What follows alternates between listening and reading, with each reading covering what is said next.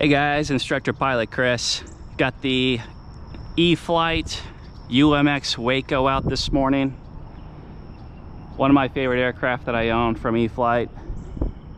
Really love the details, semi-scale appearance, and fantastic flying characteristics of this aircraft. Very maneuverable. It is fast or slow dependent on how you wish to fly it. So I've been wanting to get up early and fly outdoors. I just cannot get a break from the wind. Even right now it's 9 gusting to 20. I'm kind of in between two buildings. I'll probably use that to my advantage to depart, but I need to be well aware that right now I'm facing west. The wind is from the south, and there could be rotors from the other side of this building. So the wind's gonna hit this other side of this building, and it's gonna be these invisible spinning rotors, potentially causing downwash here. So I need to be aware of that. You can see that the trees are moving a little bit. So I'll be careful on departure. What I'd like to do today is just have some fun flying around the school. So I'll probably depart here and then hang a right on foot and just walk and fly the aircraft and demonstrate what this airplane can do, what its capabilities are in, roughly 15-mile-an-hour winds. My experience has been usually when things get windy, both full-size and RC pilots put their aircraft away. And there is a reason for that. You're going to increase the likelihood of not only just crashing, but rough landings and takeoffs where you might scuff a wing. And a lot of that is unavoidable. If you have a wind current that is strong and your aircraft such as this is so lightweight, you might not have the ability to counteract that force on the aircraft, and it's gonna do whatever the wind says it's gonna do. So it makes sense that people put planes away. Me, however, I want to fly this airplane. I'm aware of the risk. There are some things you can do. One of them being increase your airspeed. Keep airflow over the wings, over the ailerons, over the rudder. That helps with controllability and just gives you the best possible option should you encounter some downdrafts. So don't get too slow is what I'm saying. If you're too slow, you're at the mercy of the wind. So I'm going to keep my speed up. You'll probably see me flying a little bit faster today.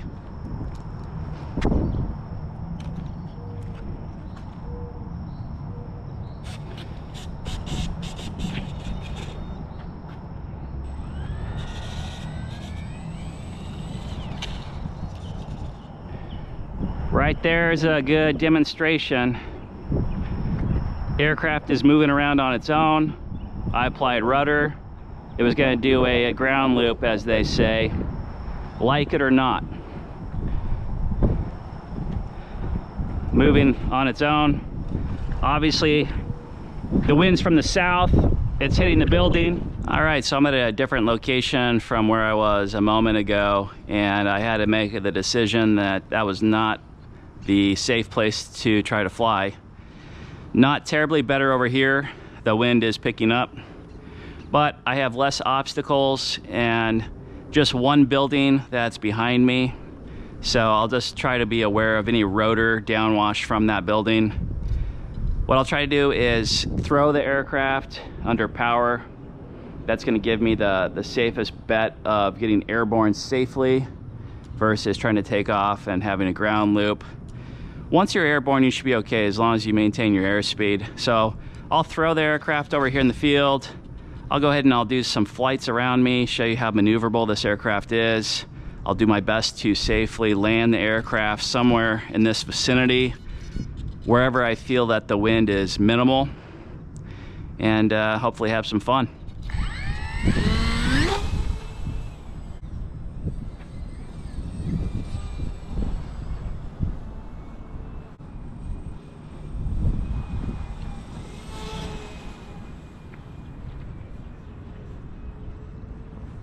All right, this is why people don't fly in wind. I don't know if it's picking up, but it's extremely violent. I'm often using full control inputs trying to maintain level flight. You can see the plane bouncing around.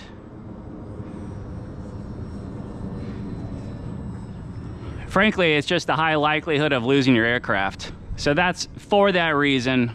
Oftentimes, RC pilots do not fly in wind. This is why. Now, I'm keeping it high for a reason. There are some things you can do, like maintain good airspeed, maintain altitude. So when you do momentarily lose control, and you will, you can see this thing bouncing around. If you do not have airspeed and you do not have altitude, your likelihood of crashing is significantly higher.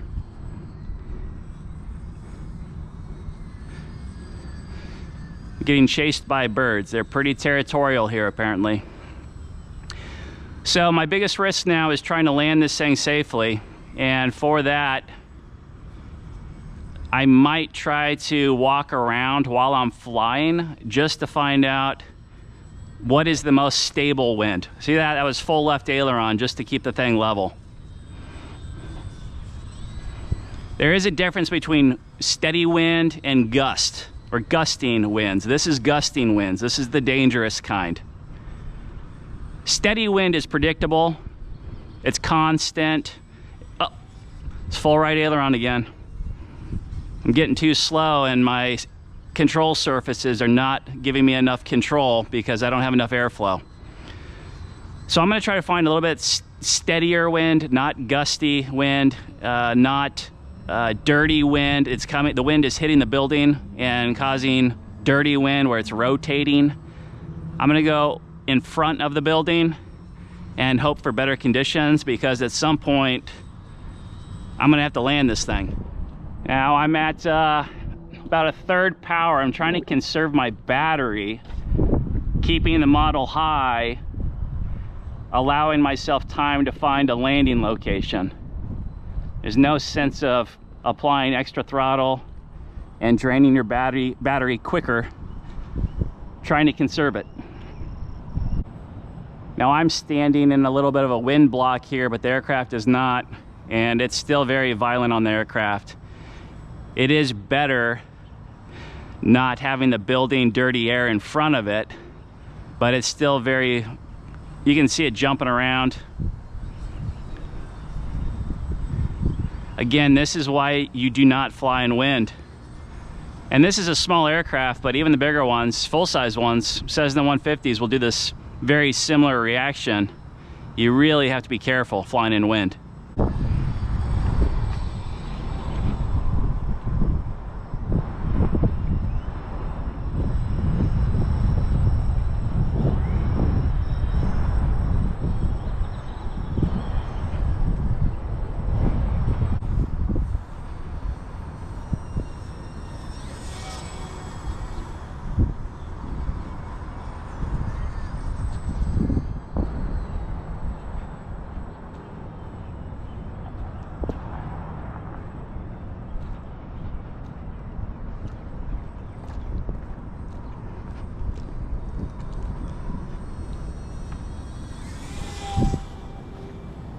All right, I found a little wind shelter for myself. Here's the deal. This is why you have to use judgment to not fly in the first place. Once you take off, you're committed. This plane's gonna land at some point, and now I'm stuck with my past decision. So I'm gonna be landing in wind and turbulence, and honestly, I'm not very optimistic about how it's gonna turn out. That's full power, the battery's getting low. So I need to prepare to land right now.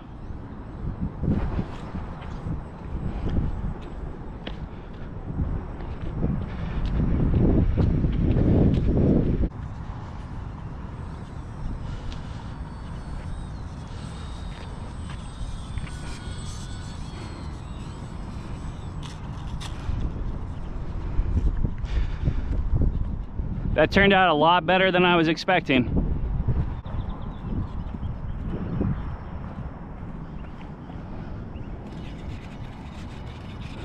I think I got lucky. A thermal just went by and there's a lull in the wind. That was more luck than anything. I'm back in my wind shelter. I still have the airplane undamaged. You know, sometimes you get lucky. Don't confuse that with skill or judgment. That was maybe not good judgment to fly today. And I was aware of the risk and I flew anyway. I knew it was windy. I did not expect the wind to be so violently turbulent, where maintaining control of this aircraft was very difficult and at times uncontrollable. So, you know, use proactive judgment, set your minimums. We do that in full-size aircraft, and stick to it. You know, for example, you might say, if the wind's blowing above 5 miles an hour, I'm not flying today. And that's it, that's your red line, you don't cross that. When you cross that, you're gonna accept higher risk than you would otherwise. You might be motivated to break that restriction that you set for yourself. You might have friends that come over and they say, hey, I wanna see your airplane. I wanna see a flight, and it's gusting 15. You're at high risk of losing your model. So there's external factors, just like in the real ones, that you're gonna face. So it's always a good idea to set minimums and stick to it. Those are the rules. I hope you enjoyed seeing this today. I hope you learned something about flying in the wind and maybe why you shouldn't. Please like and subscribe, and I'll see you in the next one.